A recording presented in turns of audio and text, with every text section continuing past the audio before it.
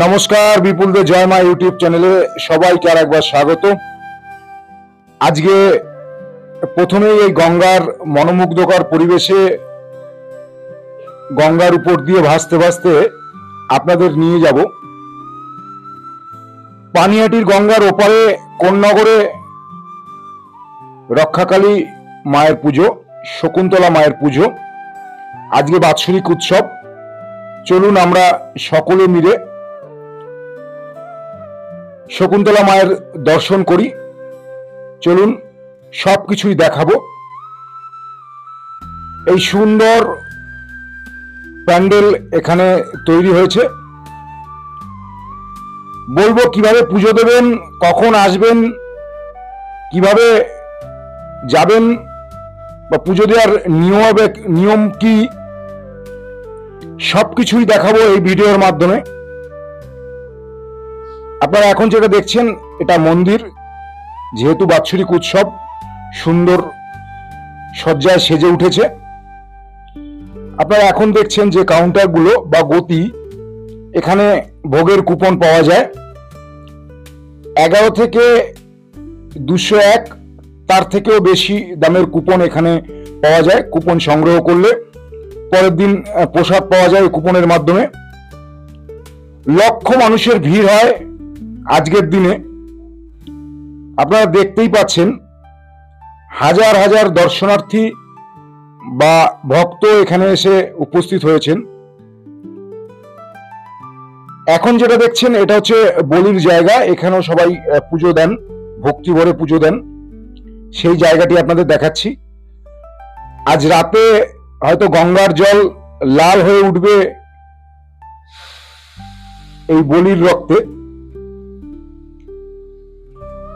ছাগ বলি ছাড়াও এখানে কিন্তু ক্ষীরের যে ছাগ রয়েছে, সেই ক্ষীরের ছাগেরও বলি হয়। চলুন আমরা, মা এখনো মন্দিরে এসে পৌঁছায়নি, তবু জল ঢালার যে লাইন রয়েছে সেই লাইন আপনারা দেখছেন।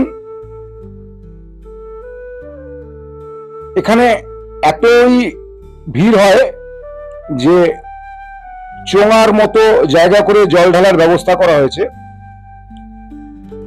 মন্দিরের পাশে ব্যারিকেড দিয়ে ভক্তদের বসার জায়গা করা রয়েছে। তার পিছন দিকটাতেই ধূপ এবং মোমবাতি দেওয়ার জায়গা করেছে, সেটিও আপনাদের দেখাবো। চলুন ধীরে ধীরে দেখতে থাকি। বাৎসরিক উৎসব ছাড়াও এখানে যে কোনো শনি মঙ্গলবার দিন আপনি আসতে পারেন এবং প্রচুর ভক্তের ঢল নামে বা দর্শনার্থী আসেন পুজো দিতে। এখানে পাকা দোকান রয়েছে।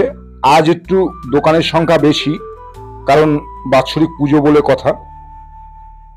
প্রচুর এখানে প্রসাদের দোকান রয়েছে। নতুন করেও প্রসাদের দোকান হয়েছে এখানে। এখানে এলে আপনাদের বাইরে থেকে প্রসাদ আনতে হবে না। এখানেই আপনারা পুজো দেওয়ার মতো ডালার দোকান প্রচুর রয়েছে, সেখান থেকেই ডালা কিনে মাকে পুজো দিতে পারবেন। অন্য সময় এলে নিজের হাতেই আপনারা পুজো দিতে পারবেন। এখন যেটা দেখছেন এটি হচ্ছে মায়ের দুধ পুকুর। যেসব ছাগ রাত্রে বলি হবে মায়ের সামনে, তাদের এখান থেকে স্নান করিয়ে মায়ের মন্দিরে নিয়ে যাওয়ার প্রথা বা নিয়ম রয়েছে। মন্দির থেকে একটু এগিয়ে এই রাস্তায় এলেই এই দুধ পুকুর পড়ে।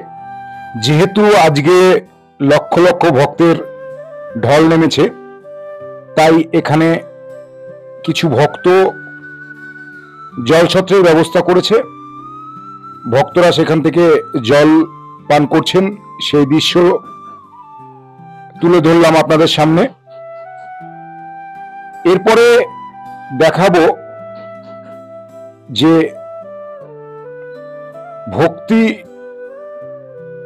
কতটাই গাঢ়, যে হাজারো ভক্ত এখানে এই বৈশাখের তাপ উপেক্ষা করে দাঁড়িয়ে আছে, ধূপ দিচ্ছে। এরপরে আপনারা দেখুন জল ঢালার সেই জায়গা, বা প্রচুর দর্শনার্থী জল ঢালছেন সেই দৃশ্য আপনারা দেখুন। চেষ্টা করেছি এই ভিড়ের মধ্যেও আপনাদের জন্য ক্যামেরা বন্দি করার। চলুন দেখতে থাকি। এরপরেই আপনাদের দেখাবো যে এই